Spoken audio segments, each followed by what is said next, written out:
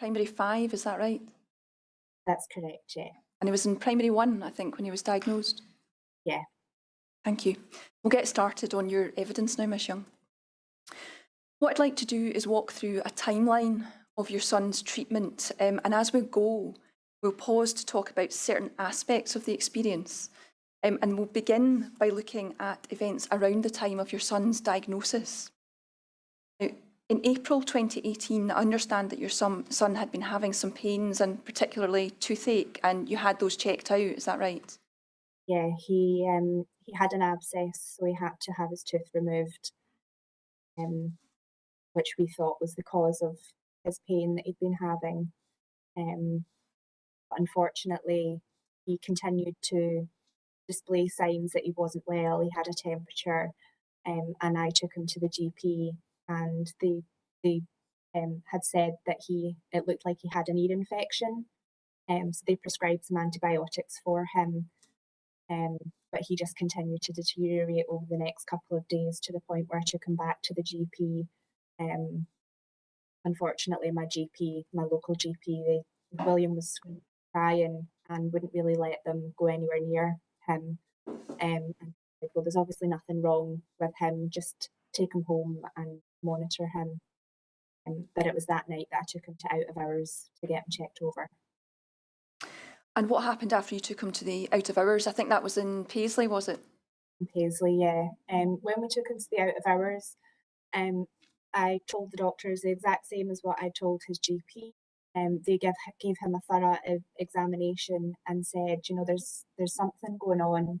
We would like him to be checked over further, and asked me to take him across to the Children's Hospital, which is what we did. And we spent a number of hours in A&E waiting to be seen, which eventually we did get seen, and he had some blood tests taken, and we were told that he had a raised level of LDH in his blood. So I understand, I think you waited in Ward 2C, is that right, while you were awaiting the blood results, and then after that your son was moved over to Ward 2A on the 17th of April 2018?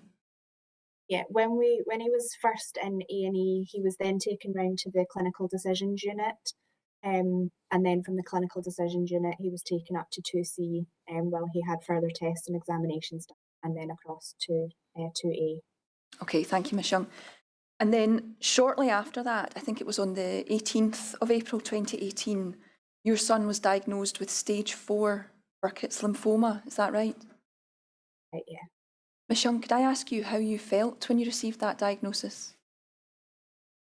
Terrified, shocked. I thought, was this the end for William? At that point, we didn't really know what Burkitt's lymphoma was, what stage 4 meant for him, and what lay ahead. It was a hard time. Okay, thank you, Ms Young. And I think after that, your son was treated in the hospital between April 2018 and February 2019, so it was a total of about 10 months, is that right? Yeah, he was inpatient for around 6 months, and then sort of in and out after that.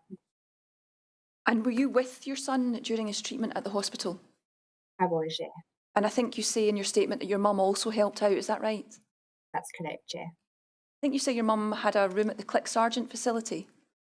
Yes. So she was on hand to help you out. Yeah, I didn't want to leave William at all, so my mum would go to the shop for us, bring any food or supplies that we needed, and do all our washing and everything for us. So it was very handy that she had the room at the Click Sargent house that was off the hospital grounds. Okay, thank you. You indicate your son had a Hickman line fitted a couple of days later. I think that was on the 20th of April 2018, is that right? Yeah. And am I right in thinking that the procedure to fit a Hickman line involves surgery under a general anaesthetic? That's right, yeah. That must have been a lot for your son to deal with in the space of just a few days. I was going to ask you how your son felt when he was first admitted to the hospital. He was absolutely terrified. From the second that he was admitted to hospital, he'd been poked and prodded, blood tests, CT scans, x-rays, ultrasounds, all sorts of different tests just to find out what was wrong with him. And when he was first admitted onto Ward 2A, he was that scared of everyone coming into his room. I had to put a sign on his door to say, please tell me who you are, why you're in my room, and what you're going to do to me. Because it didn't matter if it was a cleaner, a dinner lady, nurse, doctor, it didn't matter. He was just terrified. And did putting up the sign help with that, do you think? It did. Not everyone took notice of the sign. Unfortunately, some people would still come in and not explain to him what they were doing, but eventually William began to recognise that the nurses were in the blue scrubs, the doctors didn't really have sort of a uniform, the dinner ladies were in different colour, the cleaners were in a different colour, so he very quickly realised who they were and what they were doing. Okay. And I think after the initial admission, your son then went through, I think, a total of 6 rounds of chemotherapy, is that right? That's right. And how did he cope with the chemotherapy itself? He was very sick to start with. He slept a lot. He didn't eat a lot. He was bedbound for quite a long time, which has affected his mobility. I mean, overall, he did, for a six-year-old, he coped as well as you can imagine. He still kept smiling. He just wanted to be a happy little boy like he was. And I think you say in your statement that he was so ill with it that he also had to have a feeding tube. Is that right? That's correct, yeah. Before we move on, Miss Young, there's one other matter I want to ask you about just around this initial period. You say in your statement that you were told it wouldn't just be William's treatment that could cause him to be very ill. It could be an infection that did that. And was that something you were told near to the beginning of William's treatment? Yeah, it was pretty much at the start, before he even started chemotherapy, when his consultant was telling me about his diagnosis and what was going to happen. She said that infection was something that we had to be very aware of, and that it would be likely that that would take William before the cancer would. So would it be fair to say, Miss Young, that you knew that infections were a serious risk to William from a very early stage after his diagnosis? Yeah. Okay, thank you. Yeah. Miss Young, what I'd like to do now is move on to look at what happened in May and June 2018. And for those following the statement, we're now around about paragraph 20. So starting with May 2018, you say in your statement that on the 15th of May, your son developed vancomycin-resistant enterococcus. And apologies if I've not pronounced that correctly, but I think it's also known as VRE, is that right? That's correct, yeah. And when your son had VRE, you said he was put in source isolation. That's correct. Could you explain what you mean by source isolation? So source isolation, the nurses would come and put a yellow sign on your door, basically just saying that no one could enter the room without speaking to nursing staff beforehand. It also meant that William wasn't allowed to leave the room, and because I had been staying with William, I wasn't allowed to leave the room either. When my mum would come over in the morning from the Click Sergeant house, once she entered the room, she was then technically classed as being dirty, so she couldn't then leave the room and go, for example, into the parents' kitchen or into the playroom or anything like that. And so we were stuck in those 4 walls. Miss Young, I think you mentioned one particular incident where William wanted a glass of milk, but you weren't able to get that for him because you were in source. You want to tell us about that?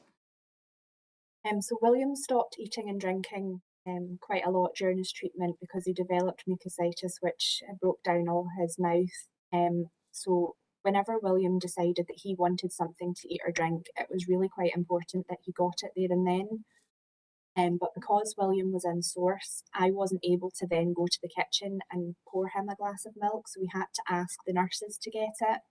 And I think it was about an hour to 2 hours later, they eventually came with this glass of milk. And then the notion had gone for William, he didn't want it anymore. So that opportunity for him to have some nutrition was taken away from him. Okay, thank you, Miss Young. And just staying with this theme of source, I think you describe in your statement there was one incident when William was in source where there was an issue with stool samples going missing over a 2-week period.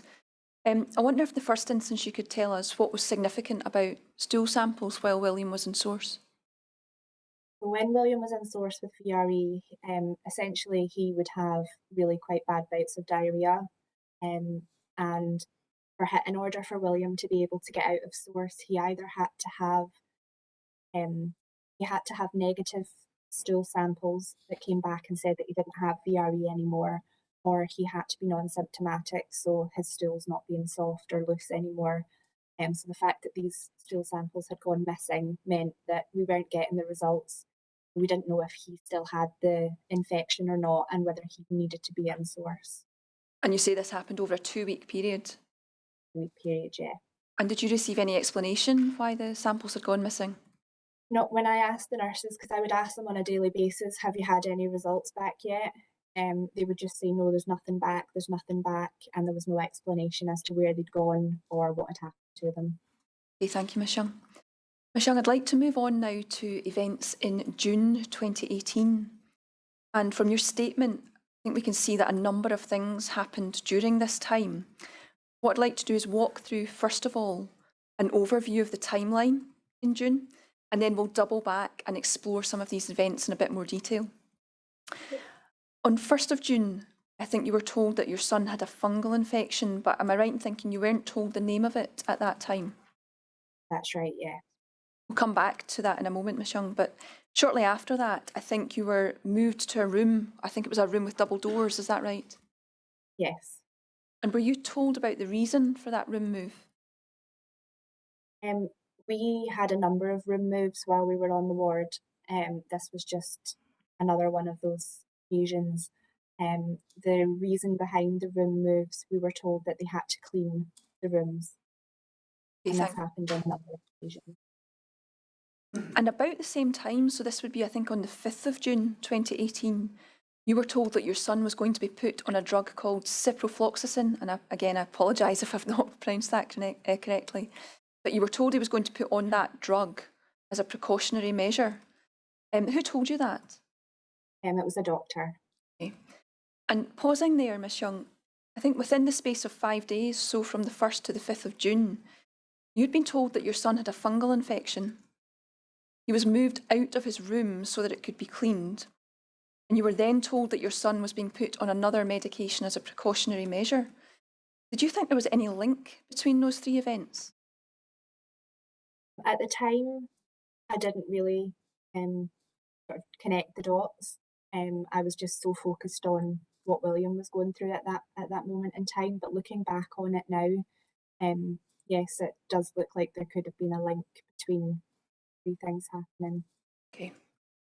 And moving on, Ms Young, on 6 June 2018, I think you say in your statement that you were moved room again, and again the reason was given that the room had to be cleaned. Could you describe what you saw happening to this particular room? That particular time that we moved, once we had vacated the room, we weren't allowed to take any of our belongings with us apart from basic toiletries that we needed. And once we vacated the room, they put like a clear sheeting on the door, and there was a machine outside that had a vent into the room, and it was like a mist that was sprayed into the room. And we were told that it was some sort of cleaning agent that would disinfect everything in the room, which is why we weren't allowed to take our belongings, because it all needed to be disinfected. Okay, thank you, Ms Young. And the next day, so on the 7th of June 2018, I think you say William was put in source again. And was that with VRE again? Yeah. And then on 10th June, so again, just another couple of days later, William developed blisters on his body, and initially chickenpox was suspected. But you indicate in your statement there was a bit of confusion about whether William in fact had chickenpox. I think you were told he didn't have it and then he did. Do you want to tell us a bit about that? Yeah, so William just developed blisters on his skin, and he was started on acyclovir intravenously as they suspected he had chickenpox. The doctors took a swab of the spots so that they could be sent away and tested, and they said that if he did test positive for chickenpox, he would need to be moved off the ward because of the infection risk to other children, and there was some pregnant nurses on the ward as well. So I think it was 2 days later we got a doctor came in and said that the swabs came back negative, his medication would be stopped, and they would just keep an eye on the spots that were on him. And then I think it was another 2 days after that that his consultant came in to see us, and she apologised to me because the results had been misread. Um, the confusion was that the test that had been done on the same day, just a different month. So it looked as though the test result had come back negative when in fact that was for something completely different. And he did in fact have chickenpox. And he remained on the ward during that time while he had chickenpox? Yeah, he did. Now, just to round off the overview of this time frame, so this is May to June 2018, I think you say during this time you were told something about the pipes behind the sinks in the rooms. I wonder if you could tell us about that. Yep, so we were told that they were going to be replacing the pipes behind the sinks because there was children getting water infections on the ward.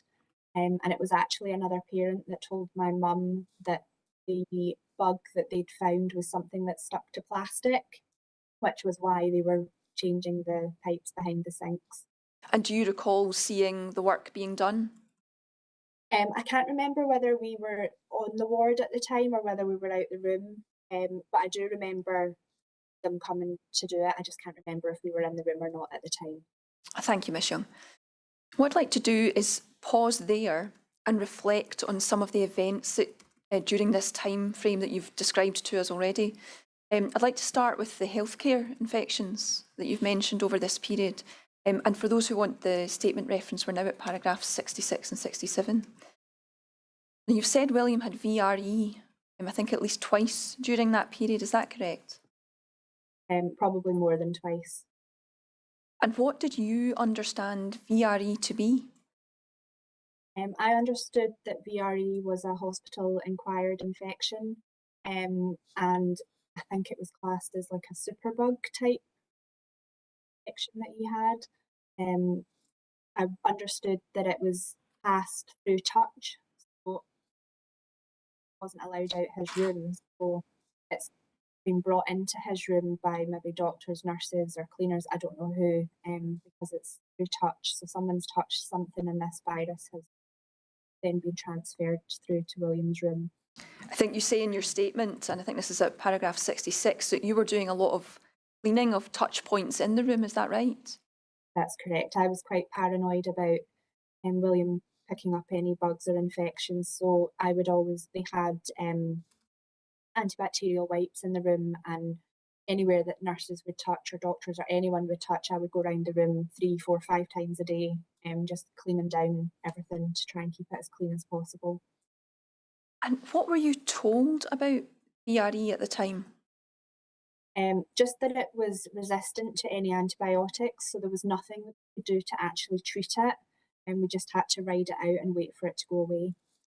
But you were told it was VRE and you were given some information about it?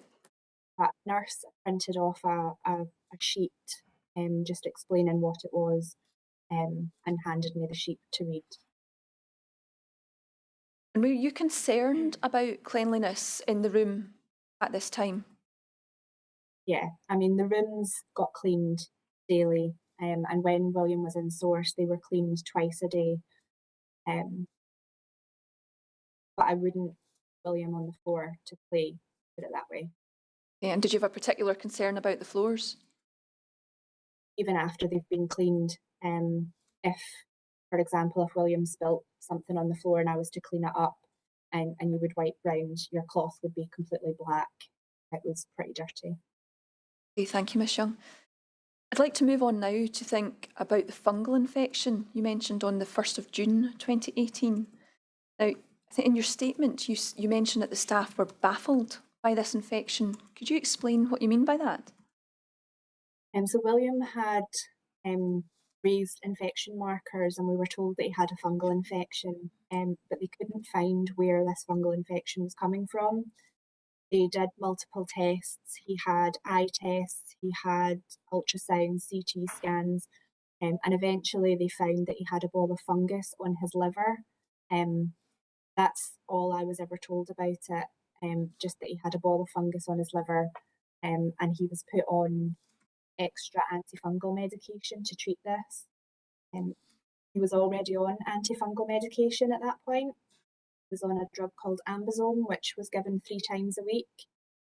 And when he was diagnosed with a fungal infection, they increased the dose of ambisome that he was on, and he was given it daily for, I think, around 2 to 3 weeks he was given this. Thank you, Ms Young. Did the increase in dosage of ambisome have any effect on William? Well, it took almost 2 weeks for the fungal infection to clear, but the ambisome, when William had it, he had a reaction to it. So every time he had to take it, he had to have Piriton.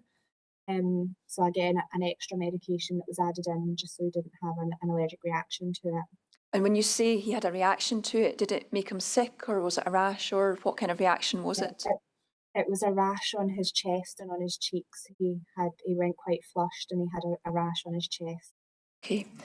And what effect, if any, did the fungal infection have on William's chemotherapy treatment? His chemo was delayed by, I think it was 10 days. He had to wait for his infection markers to become below a certain level before they would allow him to start his next chemotherapy. Okay, thank you, Ms Young. And were you told what the fungal infection was at that time? No. No. And do you know what it is now? Yes. I requested William's medical records once he was out of hospital. And after reading his medical records, I've then discovered it's something called Aspergillus fumigatus, if that's how you pronounce it. Okay, thank you, Ms Young.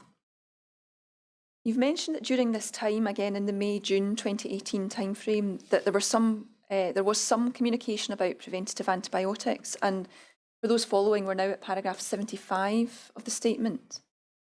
You say in paragraph 75 that William was put on prophylactic antibiotics as part of his treatment protocol. Is that right? Yes. Okay. Now, you also mentioned that on the 5th of June, you were told that William was being put on ciprofloxacin. Is that right? Yeah. And just to help me understand, was the ciprofloxacin something additional to the prophylactic antibiotics that William was already on as part of his treatment? I believe so, yeah. And what was your understanding of why your son was put on ciprofloxacin? We were just told that any child that had a central line fitted would be starting this medication as a precautionary measure. That's all I was ever told, and I didn't have any further explanation as to why he needed to be on it. And just to be clear, was it just William that was put on this drug, or were other children put on it? I believe every child on the ward that had a central line was put on this drug. And was it someone on the ward that told you about the drug? No, it was a doctor that told me that he was going to be put on that. And at that time, were you asked if you wanted William to be put on ciprofloxacin? No, we were just told that that's what was happening. And what was the effect of the, I'm just going to call it Cipro now, if that's okay, Ms Young. Yeah. What was the effect of the Cipro on William? William was quite violently sick with it. And, well, as I had said earlier, William had an NG tube fitted, and when he was violently sick, on some occasions this tube would come out, and which meant he then had to have it passed again, which was a very traumatic thing for William. He had to be pinned down by myself, my mum, nurse, and then the person that was inserting the tube. Very traumatic for him. Okay, and I think you mentioned in your statement you think he might have been prescribed a different drug at that time, is that right? Because he was being so violently sick, they said they had an alternative. I can't remember what the name of Okay. this drug was, but it was an alternative to the ciprofloxacin that he was put on. And that was because of the severe effect of the Cipro on William? Yeah. Okay. So sticking with May and June 2018, you say in your statement, I think, that it wasn't just these healthcare related issues that you faced during this time. You've also described other events relating to the hospital environment during this period, and I think particularly in relation to the water. I'm going to come on and ask you some questions about those, and the statement reference for this is beginning at paragraph 58. Now, in your statement, you say that there were filters on the taps and showers. Can you tell us what you observed with those? Um, from the moment that we were admitted to the ward, these filters were on the taps. We had asked what they were for, and we were told that it was just standard as part of the hospital building that these filters were on the taps. And were they changed? Yeah, I'm not sure how often they were changed, but throughout our stay, there was a number of occasions where I think it was external contractors would come in and change these on both the showers and the taps. And at some point during this time, were you told that the water from the taps was not for drinking? Where there was a sign on the wall in the room saying that it was not drinking, it was for hand washing only. But we were never actually told by anybody not to drink water. Okay, so you had to rely on seeing the sign telling you not to do that? Yeah. I think you also described seeing workmen pouring chemicals down the drains, is that right? Yeah, they came in one day and it was down the sinks and down the drains in the shower, and we were told not to use the shower for a certain amount of time afterwards. When you say they came in, did they just come into your room? A nurse had said that there was going to be contractors coming in to do this, but yeah, they came in whilst we were in there and just poured it down the drains. And were you told why they were coming in to do it? Just to clear the drains. Now, you've also mentioned already you were told that the pipes behind the sinks had to be changed. Was that happening at around this same time? Yeah. Okay. And I think you mentioned that you were told by another parent that Yeah, that was the link. Sorry, carry on. Sorry, it was my mum that was told by another parent I see. that was what was happening. Okay, and I think your mum was told that there was some link between that work being carried out and possible infections in the water. Is that right? Yeah. Okay. Were there any other issues you observed in relation to the water or showers on Ward 2A? With the showers, very quickly after we were on the ward, I noticed that every time I had a shower, it would pretty much flood the whole area. So I would have to get multiple towels and place it all around the room in the shower to stop it seeping out into the bedroom. And And also the seals that were around the shower, they would quite often be lifted away from the wall or cracked. Not very pleasant. I think in this time you also say you observed some rooms being sealed off and cleaned. Is that right? Yes. Did these things that you'd observed cause you any concern at that time? We just wondered what was going on and why was it going on. Like I said earlier, we had multiple room moves during our stay in the hospital. And when you're living in the hospital, I mean, William was an inpatient for 6 months, so he managed to gather up lots of toys and things like that. And we were being moved almost on a daily basis to a different room so that the room we were in could be cleaned. It was just such an upheaval for us and for William, and we didn't know whether we were coming or going. So you've described there was obviously an inconvenience there, but I think in your statement at paragraph 59, you also suggest that these issues had caused you some concern about patient safety. Is that right? Yeah, obviously infection was a huge thing for children that were immunocompromised, and quite often throughout William's treatment he would be immunocompromised, and we just didn't know whether the rooms were safe to be there for him to be in the rooms or not. Okay, thank you, Ms Young. Now, thinking now about the communication about these issues, what, if anything, were you told about the issues with the water? Very little. We would ask, that we would see things in the news and we would ask the nurses and they just would say, oh, we don't know, there's nothing wrong.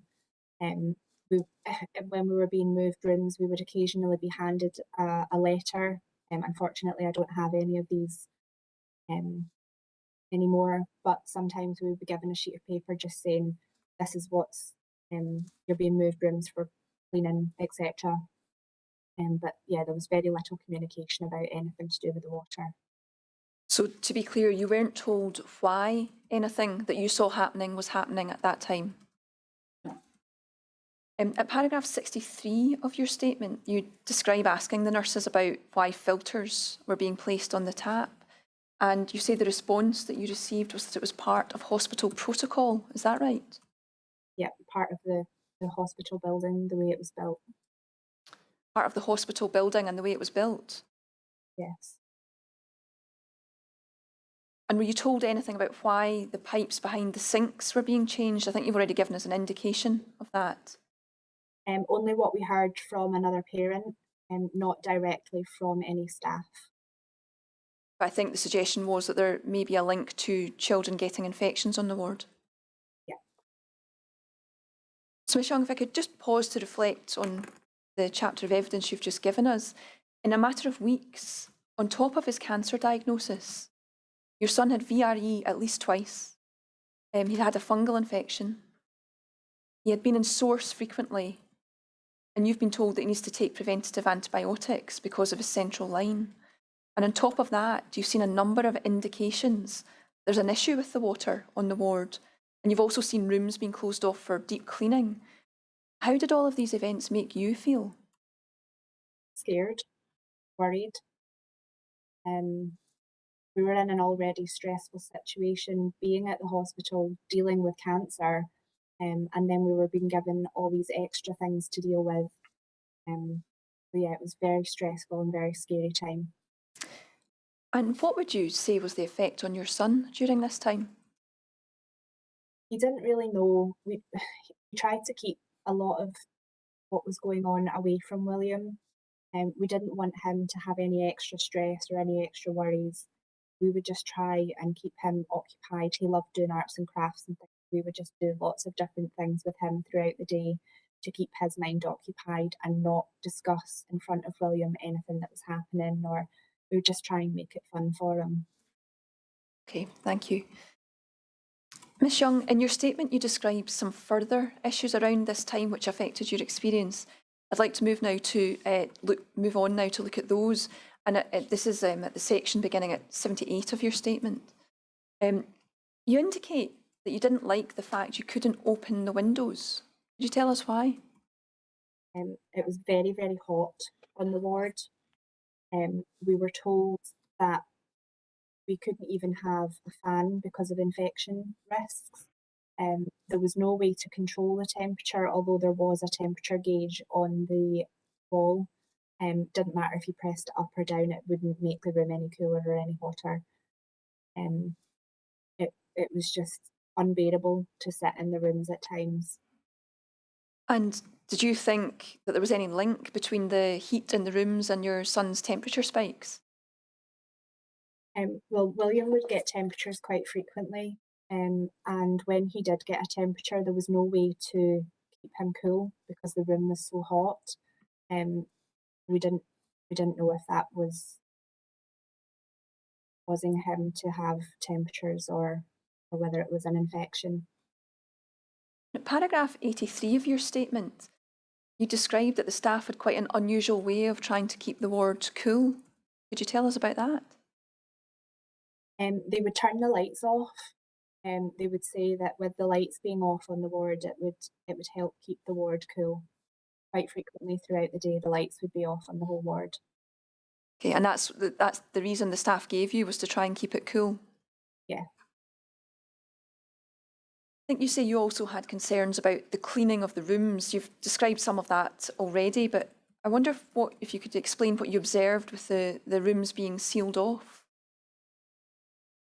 So they were all sealed with like a plastic sheeting over the door. And there was some kind of machine that would sit outside, and it had like a hose type thing that would go through the sheeting, and a mist would be sprayed into the room. And we were told that it was to disinfect everything that was in the room. And I think you've already described the consequence of these rooms being sealed off, or at least you perceived that was why you were moving rooms so often. Is that right? Yeah. You also mentioned that you felt the bedding was not changed very quickly if it became soiled. Could you tell us about that? So when William was first admitted to the ward, parents were allowed to go and collect bedding and change as and when required. But as time went on, it appeared, we were told that we were no longer allowed to go and collect the bedding. We had to have a nurse bring it to us. So, as I said before, William was quite violently sick quite a lot of the time that he was in hospital. And he was very sweaty throughout the night, so we would have to change his bedding multiple times a day. And obviously we were told we weren't allowed to then go and collect the bedding. We had to ask a nurse, but they were just so busy dealing with other patients or giving out medication, chemotherapy, that sometimes it could take hours before you would be given fresh sheets. And if it was taking hours to get fresh sheets, does that mean that William was left sitting on a mattress on his bed? You also say in your statement that stool and urine samples were left sitting for a long time in the bathroom. Could you tell us about that?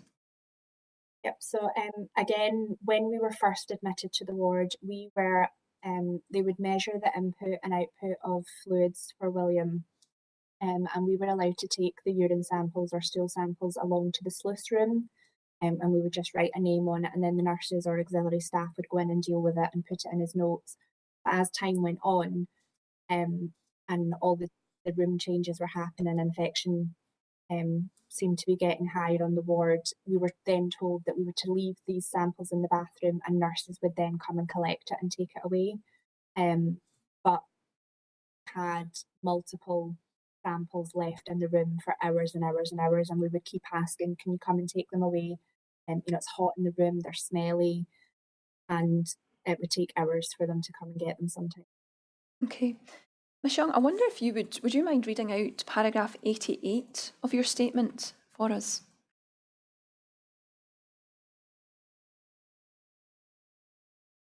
Sometimes the samples were left for hours and hours, and you could have 6 or 7 sample pots sitting in the bathroom waiting to be collected. As you can imagine, sitting in a room that's warm, the smell was bad. I didn't think it was hygienic them being left to sit that long, but again, it was down to the nurse's workload. They just had so many extra things that they had to do that parents had been allowed to do before and now weren't allowed. It had all been put on the nurses. Nurses had a lot more tasks to take on during new protocols for infections on the ward. Thank you, Ms Young. Could you explain what you mean by the new protocols for infections?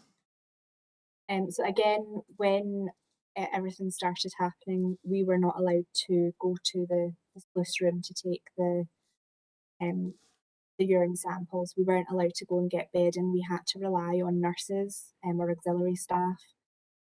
When William was in source, I wasn't able to go out and use the kitchen, so we then had to ask for the nursing staff to go and get anything that we needed from the kitchen, whether that be juice or anything for William, or like my dinner to be heated up in the microwave kind of thing. So they just had so much extra work that they were being asked to do. And was your perception that the nurses were really now overloaded with these extra tasks that they had? Yeah. And before we move on in the timeline, Ms Young, you also say you're a concern about the smell of sewage around about the hospital. Could you tell us about that? Yeah, so when you were in the car park and you were walking up to the hospital, there was an overpowering smell of sewage, and that could be smelled inside and outside of the hospital.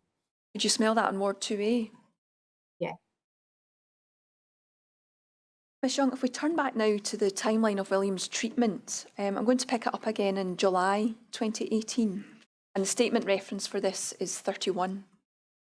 Now you say, I think, that your son had a third round of chemo, which started on the 17th of June 2018, is that right? Yes. I think you say he was unable to complete it because of his blood counts being too low, but he eventually restarted it. And it was around about this time there was an issue with his anti-sickness medication. Could you tell us what happened with that? Yeah, so William, his blood counts hadn't recovered enough for him to be able to start the last part of cycle 3 of his chemotherapy. So that day he was given permission to attend a family wedding, so he was given a day pass. When we got back from the wedding, he was then due to have his medication. So the nurses came in and they administered all his medication to him, one of which was an anti-sickness drug. Later on that evening, I was lying in bed with William, and a nurse came in and she I think we were watching a film and she administered some more medication to William. To be honest, I didn't really question it at the time because we were both tired, we were relaxing after the day that we'd had. And it wasn't until the next morning that we discovered that this nurse had given William a second dose of his anti-sickness medication, when in fact he'd been given an overdose of it, because the nurses that administered it at tea time hadn't signed off that they'd actually given it to him. So then he was given an overdose of anti-sickness medication. And what was the effect on William of that? He was then left for a number of hours before he was allowed to have the medication again, because he had to wait for it to come out of the system before he was then allowed to have it. And William was violently sick, which his NG tube came out, so then he had to have that passed, which was again a traumatic thing, having to be pinned down. So this, having an overdose, led to all these events happening. Okay. And then I think shortly after that, you say that William had to have some teeth removed because of his chemotherapy. Could you explain what happened with that? William had some holes in his teeth, and due to the risk of infection to William, they decided that he had to have teeth removed. So he was under general anaesthetic. He had 5 teeth removed. And I think you say that after that, William was a bit worried about the tooth fairy. Is that right? Yeah. And did she come? He was quite worried that she wouldn't know where to go. So we wrote a letter and popped it on his door just to sort of say, I'm here, my teeth are here, kind of thing. And the nurses, bless them, they wrote a letter back to him to say, we know where you are and don't worry, we'll just leave your teeth out and we'll make sure that we come and see you. So that was quite nice for William. Okay. And you go on and describe that during this period the nurses were very busy, which you've already told us about. In particular, you describe an incident on the 21st of July 2018, and the reference here is paragraph 36 of your statement. I think you say William had suspected sepsis. Could you tell us what happened here? So William was spiking temperatures that were over 40. They never actually said to me that they suspected he had sepsis. It was reading his medical records later on that I discovered that that's what they had been treating him for. They didn't know whether it was an effect of his treatment. They just kept saying that the chemotherapy that he was on could cause these temperatures, but they never once told me that they suspected it was sepsis. It was in his medical records. But yeah, he was spiking temperatures of over 40, and he was left for a number of hours without paracetamol, because the nurses were busy doing other things. Okay, so your perception was that the nurses weren't able to follow the usual protocol, which would be to administer Calpol or paracetamol straight away, and your perception was that that was because they were too busy. He would spike a temperature, eventually be given paracetamol, and then probably, I think it would maybe around 2 hours later, his temperature would have crept back up again. So we were waiting for the 4-hour mark so we could have further Calpol, and it got to the 4-hour mark and nobody came. We were buzzing saying, William needs Calpol, his temperature's still up, please can somebody come? And I think it was roughly about 45 minutes after the 4-hour mark, where he'd already had a temperature from 2 hours previous, that he eventually got given Calpol, and we were told, sorry, we were administering chemotherapy to another patient, we couldn't come. Okay, and would I be right in thinking that before the nurses became particularly busy, they would usually be pretty good at sticking to these time frames? Yeah, because whenever anyone spiked a temperature, the immediate reaction would be there's some kind of infection there, and it was very important to bring his temperature down, take blood samples and start antibiotics. Okay, thank you, Miss Young. I'd like to move on now to August 2018, and you describe in your statement there was an incident where workmen appeared suddenly outside the building, I think in fact outside your room, and started to remove the cladding. Could you describe what happened with that? So I believe it was around about the time of the Grenfell fire. They discovered that the cladding that was used on the hospital was the same cladding So there was scaffolding put up all round the outside. There was a blue film put over the windows, and they started removing all the cladding from the building. Were you given any warning that this was going to happen? No, the first warning I had was the sound of workmen at, I think it was around, I think I say 7:53 in the morning. Yeah. Workmen started outside the window, and didn't know anything about it. Okay. And do you have any idea how long this work went on for? It was a good few weeks. Okay. Can't be certain of exactly how long. And were you able to use the entrance to the children's hospital at that time? No, we were told that we weren't allowed to go through that entrance because of all the dust that was created from there. We were asked to use an alternative entrance And where was the alternative entrance? to the adult side of the hospital. And what effect did that have on you and William? Well, when we were coming through that bit, there was patients standing outside smoking in large groups, and William was in his wheelchair at that point, so he was sort of lower down, and walking through it was just. Did it cause you any concerns for William's safety? Well, when you're being told they can't walk through the children's entrance because of dust, but it's okay for them to walk through a cloud of smoke, not exactly hygienic. Okay, thank you, Miss Young.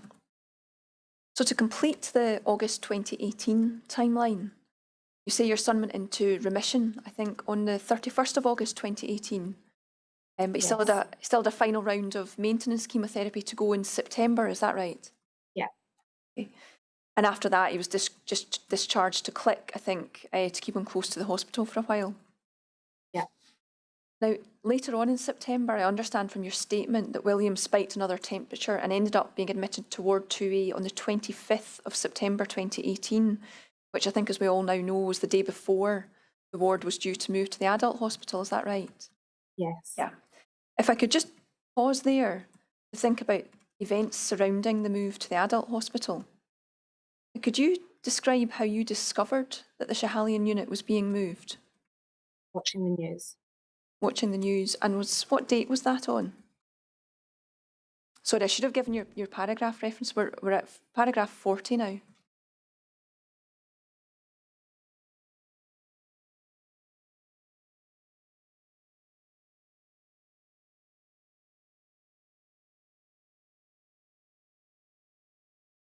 The 18th of September, I think it was. Okay, and I think you say you were in Click Sergeant House at that point. Is that right? Yeah. So you heard about it in the news on the 18th of September in Click Sergeant House. Now, am I right in understanding that you had in fact been in the Schehallien unit the day before that, on the 17th of September? Yeah. Yeah. And nothing was said about it when you were in? No. And that was even though your son was due back in the Schehallien unit on the 19th of September for a blood test? Yeah. Okay. So when you heard this on the news and you were over at Click House on the 18th of September, what did you do, knowing that you were due back in the next day? I phoned the ward just to speak to the nurses to find out what was happening and where we were to go the next day. The nurses didn't know anything about what had happened. They'd only heard what was in the news also. So your So impression, they had said, sorry, Michelle, your impression was the nurses had also heard this on the news? yeah. Okay. So they weren't able to assist you with any information about what was going to be happening? No, they said just to go to Ward 2B, which was daycare, just as normal. Okay. I think you go on and say that on the 20th of September, you received some form of letter about the ward move, is that right? Yeah, when we attended daycare, the nurse in charge handed us a letter just to let us know that we would be moving across to Ward 6. Okay. Now, I think you say that William ended up on Ward 2A having spiked a temperature on the 25th of September. So we now know that the ward move was due the next day. Could you describe the scene on the ward on the 25th of September? It was like organised chaos. There was nursing staff, contractors, I think external contractors that were brought in to help move all the furniture, nurses packing up medication, equipment. It was just absolute chaos. Didn't know it was who, like, there was just so many strangers on the ward, and we were pretty much told just to stay in our room and wait for our turn to be moved. And you've said you thought there were external contractors coming in. Were the nurses involved in the move as well? Yeah, they were packing up all the medication and all the equipment, and they would be assisting with patients going across to the adult hospital. Okay. Did you feel it was going smoothly? As smoothly as it can be when you're moving a whole ward. Um, I feel like the patients were kind of ignored that day, because they were just so busy with everything else. It was just like, well, we'll get to you when we get to you kind of thing. Miss Young, in your statement at paragraph 43, you say something about your perception of whether the nurses could actually go back to their normal nursing duties immediately after the ward. I wonder if the easiest thing to do would actually be to have you to read out paragraph 43, if you could. William was an inpatient on Ward 2A on the 25th of September 2018. Spiked to temperature. This was the day before the move to the Queen Elizabeth Adult Hospital, and that happened on the 26th of September 2018. It was organised chaos. There were no additional staff to help. Nurses were looking after everyone and everything. They were packing up everything in all the different rooms, all the equipment, medication, and furniture. William had to wear a mask on his face. Once we moved over to 6A, they then had to unpack everything. This impacted how they were able to deliver care, as you never really saw the nurses in the rooms at this point. Children are supposed to have their observations taken every 4 hours, but the nurses were just so busy with the unpacking and moving that the student nurses would then get put in to do the observations. Okay, so your perception was that observations were not happening in the usual way they would that day. Okay. I think you also say something at paragraph 44 about what was happening during temperature spikes. Could you tell us about that?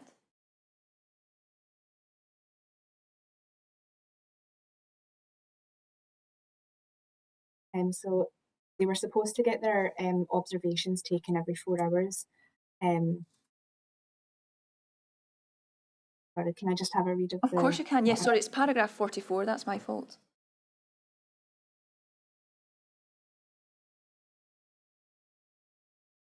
I think you mentioned towards the end of the paragraph about the usual protocol for blood cultures being sent off. So when he was to spike a temperature, he would have blood cultures taken and then antibiotics started.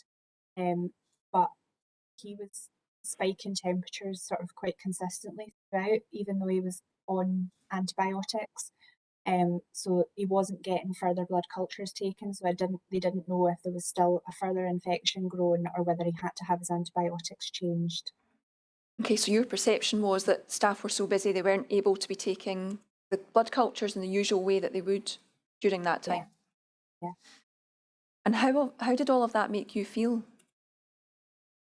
Worried and again scared. We were told right at the beginning that infections were one of the most dangerous things for William while he was being treated for the cancer. And every time he spiked a temperature, immediately your mind goes to, is there an infection there? Is this something that's going to seriously harm him? And you just want to make sure that they've covered all bases, and they were just so busy that they weren't paying attention. Okay, and do you know how William felt during this move? Again, we tried to keep everything from William. He was, apart from the obvious moving, he was quite oblivious to everything that was going on. He was obviously asking questions why he was moving, and we weren't really able to give him an answer to that, but we would just try to, again, make it fun for him and say that he was going to get to go on a ride in his bed and things like that. Okay, thank you. I'm going to move on now to talk about your experience in Ward 6A. And just for the statement reference, we're now at paragraph 45. Was there a playroom on Ward 6A? No. No. Did you still have the play leaders coming up? Yep, the play leaders were there. They would come into the room and ask if William wanted any activities to keep him entertained. But they didn't have the facility to have everything on Ward 6A. So if William said he wanted a certain activity, whether it was painting or drawing, they would then have to go back to their storeroom and collect all of this, which I believe was in the children's hospital.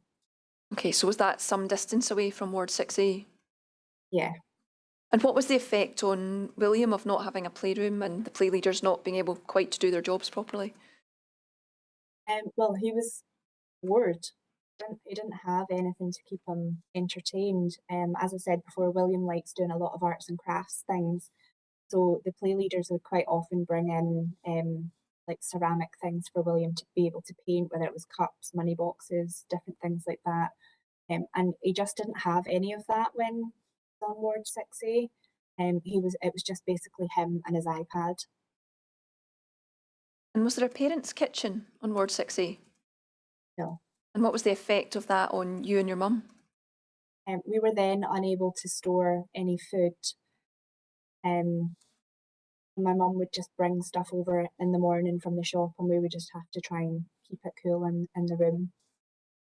Okay. Now, just moving on a little, in October 2018, I think you say you were staying in the Click Sargent facility and going over to Ward 6A to get your son's line cleaned and bloods checked. Did you experience any issues with the line around this time? Yeah, when he was getting his dressing changed, we noticed that he had like a crusty part around the entrance of his line. We mentioned this to the nurses, and they used, it was like an alcohol roller type thing to clean the line, but they also put, it was like a little foam pad on the top of his line. They never took any swabs or anything, so we didn't know if there was an infection there.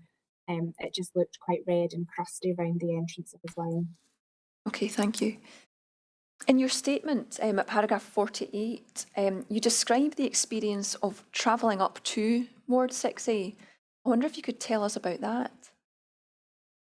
So we had to come through the adults entrance, which was where everyone was stood outside smoking. So that initially was not a good start.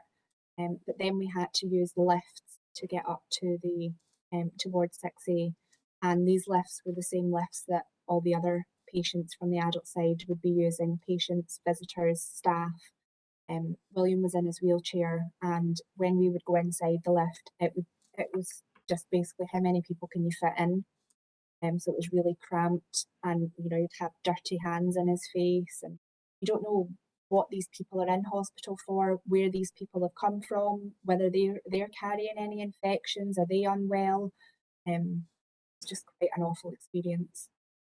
I think it's obvious from what you've just said, but what was your actual concern about this? That William was going to get an infection from somebody. Okay. Now, you indicate in your statement that there is a physical link between the children's hospital and the adult hospital. I think you say there's a corridor. Could you use the children's hospital entrance to get up towards 6A? We could use it, but we were told not to use it. We were told to use the adult entrance. Okay. And do you know why that was? Because of the cladding that was getting removed. Okay, so there was still cladding works going on in the children's hospital, so you were told not to use the children's hospital entrance and to go in through the adult hospital. Okay. And when you got up towards 6A, how did you access daycare? You had to walk through the whole of Ward 6A before you got to daycare, which was located at the end of the ward. And did that cause you any concerns? Yeah, thankfully William wasn't an inpatient on Ward 6A very often. It was mainly daycare that we attended on 6A. But walking through, I was concerned for not just William, but for the other patients. Were we bringing anything into the ward? Was it safe for other people? Was it safe for William to be walking through the ward? Yeah, not nice. Okay. And you say on the 19th of October 2018, William rang the bell. Can you tell us what that means? So ringing the bell just marks the end of his treatment. It was such a special day just to see that he'd finished his treatment, he'd finished his chemotherapy, he'd got through the other side, and that it sort of signified like the road home. How did you feel at that time? Happy. pleased, proud. And how did William feel? He was nervous. He didn't really know. He had a lot of people there watching him, so he was quite nervous doing it, but he was happy. It meant that we were near to the end of everything that had happened. Okay, I think you say that after that, William was discharged to the Click Sergeant facility again.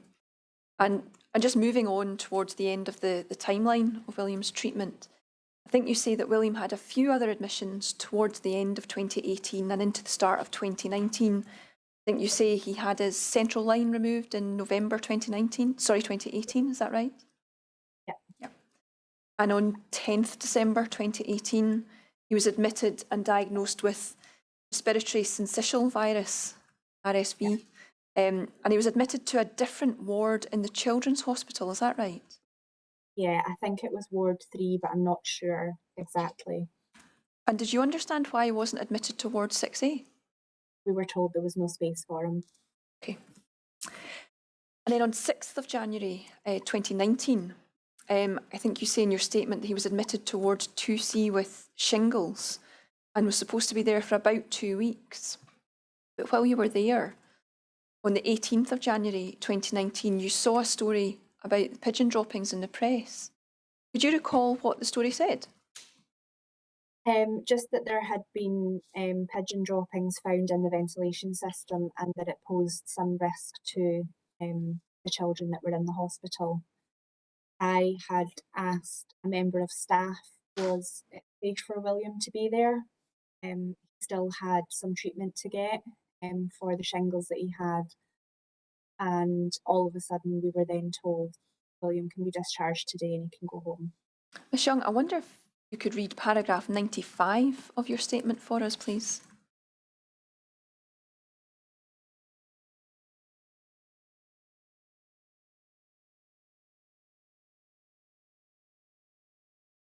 I saw in the news about the pigeon droppings at the hospital. I wasn't told by a staff member it was an issue. I asked the nurse practitioner a question about the news and asked if it would put William at extra risk being here. She said, no, it's fine. She went away but then came back saying William was well enough to go home. It gave the impression that anyone who didn't need to be in the hospital was well enough to be managed at home. It looked as though you were better being managed at home rather than being in that environment. So when you asked about it, she said it was fine, but then very shortly after that you were discharged home. And what was your perception of why William was being sent home at that time? It came across that because I was asking questions whether it was safe for William to be there, that in actual fact wasn't. And that's why we wanted him to go home, because although he had treatment to still have, he could be put onto an oral version of it and he could be sent home with that. Okay. And I think you say in your statement that William subsequently spiked a temperature on the 10th of February 2019 and he was admitted again to the Children's Hospital. And I think you say you think it was Ward 2C, is that right? Yeah. This is around about paragraph 55 of your statement. Then I'm sorry, could I take you back to, it's paragraph 84, you describe this event further. I think you say you had some concerns about the cleanliness of this other ward, is that right? Yeah. Can you tell us about those concerns? When we were on that ward, I had asked for some bedding for the parents' bed that was there, and I was handed a blanket that had blood stains all over it. And did you say anything about that to the staff? I can't remember if it was a nurse or an auxiliary staff member. It was whoever came in the room next. I just said to her that they've given me this blanket and it's covered with blood stains. Can I get something different? And I think you also say you had a concern about the staff not wearing masks. Yeah, so when William was on that particular ward, it eventually came back that William had the flu. And as soon as that diagnosis came in, the staff members then started coming in with masks on and aprons on. But before that, like literally hours before that, there was people coming in and out his room with no masks, no aprons, nothing. surely as a precautionary measure they should have had these things on. Okay. Ms Young, we're approaching the end of your evidence, but before I move on to ask about the impact of all of this on you and William, I want to ask you some questions about communication at the hospital, first of all, and the paragraph reference for this is 104. Now, I think you say in your statement that you felt communication about your son's treatment was good. Is that right? Yeah, so before every round of chemotherapy that William had, his consultant would come in and go over, she gave me a printout of what his protocol would be. Before each round started, she would come in and explain really clearly exactly what medications William would be getting, what they were for, what effects it would have, if any, on William. So yeah, it was quite clear. Okay. Okay. And generally, how did you feel about other aspects of communication? Very poor. And how do you describe that sorry, Ms Young, I was going to ask you how you describe that at paragraph 107, the first sentence of that paragraph. Yeah, it was like night and day compared to communication with his medication and his treatment. We were fully informed about what treatment William was going to be having, what medications he would have. And with other situations, for example, the room moves, we were not informed at all. It was just, this is what's happening and it's happening now. I wonder if we could just break that down a bit and just reflect on how you felt about communication in relation to, firstly, preventative antibiotics. We were never told why he needed to be on these medications. You trust the doctors and nurses that they know what they're doing. And when you're told by a doctor that your child needs to be put on a certain medication, you trust that it's for a good reason. Obviously, we've now found out that these medications were because of the issues with the water, and it was to make sure that he didn't get any serious infections. But we were never asked if we wanted him to be put on it, and we were never told what they were for at the time. Okay. And I think you've already indicated how you felt about this, but how did you feel about communication about the frequent room moves on the ward? It was very frustrating. As I said before, we were living on the ward. We were there for 6 months as an inpatient. William gathered up so many toys, clothes, gifts, you name it, he had it. And to be moved rooms on a daily basis, it was such an upheaval, not just for William, but for me and for the nurses as well. And I think you've indicated that you found the lack of communication about that frustrating. Yeah. And how did you feel about communication about the water issues at the hospital? There was none. Any information that we found out was through the media or through talking to other parents. Okay. And then communication about the pigeon droppings incident in January 2019? Again, it was through the media that I found out. And even after asking a staff member about it, we were still told there's nothing to worry about. Now, Ms Young, you say in your statement that at the beginning of your son's treatment, you were warned that it might be infections that would make him very ill. Given what you've told us today, how would you assess the communication about the infections your son suffered? It wasn't until I've read his medical records that I've found out what infections he's actually had while he's been in hospital. So there was no communication with the staff whilst we were an inpatient as to what they either suspected was going on or came back positive for. So there was no communication. Okay. And how would you assess communication relating to infection risks posed by the hospital environment? There was no communication with that either. And overall, how did you feel about hearing things second-hand from the media? Felt like we were just not worthy of being told what was happening. We were living on that ward and we should have been the first port of call.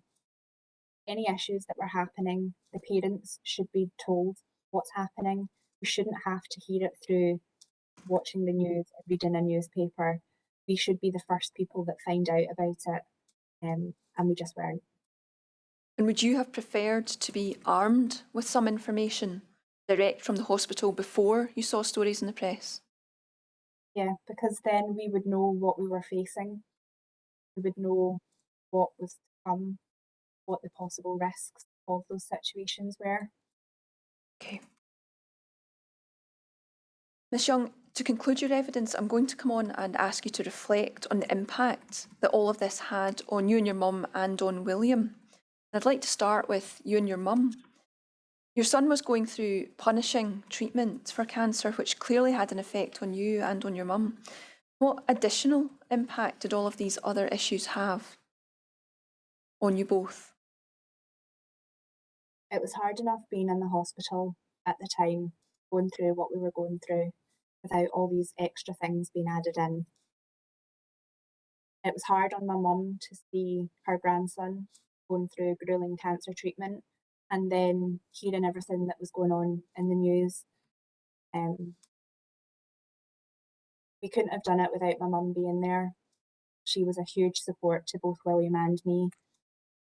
I didn't want to leave William's side at all. She sort of did all the running around for me. She would go and get me something to eat, something to drink. She would do our washing. She was just a strong support for us. And she was having to then deal with she would complain to the nurses about different things that had happened. I didn't really want to speak up about it. I was kind of worried that by speaking up, would be treated differently. My mum wasn't scared to do that. She would just say it how it is, basically. But yeah, we couldn't have done it without my mum being there. Okay. And what was the additional effect on William of all of this? William has been left with a number of issues since being discharged from hospital, mainly his mobility. He was stuck in source for quite a long time with different infections, and he wasn't able to walk up and down the ward. So he was pretty much stuck in his bed on his iPad in the room with nothing else to do. And he was a tiptoe walker before he was admitted to hospital. But since being in hospital with being bedbound for so long and some of the medication that he's had, he's been left with mobility issues. He has to wear splints on both of his legs, and he uses a wheelchair for sort of long distance outings. Williams also suffers with really bad separation anxiety. He does not like being away from me at all, and he's also being tested for ADHD at the moment. We don't know if any of this would have happened anyway, or if it's as an effect of everything that he's been through. I suspect a lot of it is through being in hospital for such a long time and having to go through the treatment that he went through. Yeah, it's been a tough experience for him. Thank you, Ms Young. That brings me to the end of my questions for you. I understand you've prepared a statement that you'd like to read out. Would you like to go ahead and do that now? I'm going to miss one part out of it because we have discussed it already. That's okay. I would just like to take this opportunity to thank you for allowing me to be here today and tell William's story. I would also like to take this opportunity to thank all of William's medical team, from the doctors, nurses, play therapists, cleaners, reception staff, dinner ladies, and anyone else I may have missed. In particular, William's consultant, Dr. Chowdhury. William would not be here today without your help and support throughout the hardest time in our lives, and I thank you from the bottom of my heart for giving me my little boy back. I would just like to reiterate that by me being here today, I'm in no way blaming the staff at the hospital for the mistakes that were made. I'm simply blaming the circumstances. The circumstances the nurses were to meant they were under immense stress and had an added workload with not enough staff, They were just as much in the dark as we all were with the situation with the water, and were doing their best in an already difficult situation. I'd like to mention that, in my opinion, this hospital should never have been allowed to be open, and someone needs to take responsibility for that. These children that are being treated in the hospital deserve better. Us as parents deserve better for our children. You do not go into a hospital with serious illness and expect to have to worry about basic human rights. God forbid William was to ever relapse. I do not want to have to take him to that place and have these worries again. I want this to be a safe environment for everyone, not just the children, but the staff as well. Thank you. Before we conclude, Ms Young, is there anything else that you would like to say that you've not already said today? No. Thank you. My Lord, I do not have any further questions for Ms Young. Thank you very much, Ms Young. Thank you for providing your written statement, and thank you for answering questions this afternoon.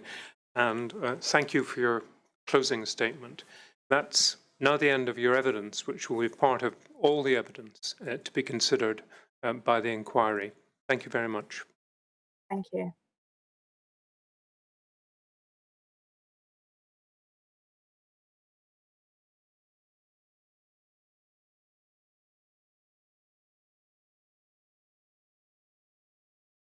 I think our technical team will perhaps close the link, may have done so. Well, that closes the proceedings for today and obviously for this week. But I understand we'll be able to begin again at 10 o'clock on Monday. Indeed, my Lord. Right. Thank you.